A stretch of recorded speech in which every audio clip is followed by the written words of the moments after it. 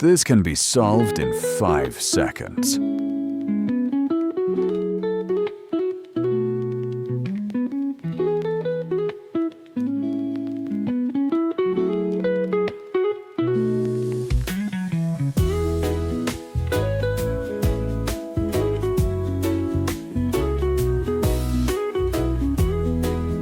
More calculus tricks in my 100 calculus problems PDF.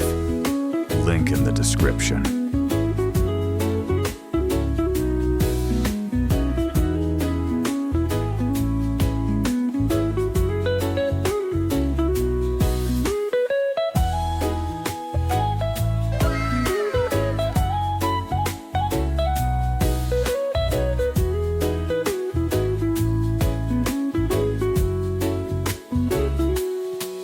Sub for daily calculus trick. Grab my PDF in the description.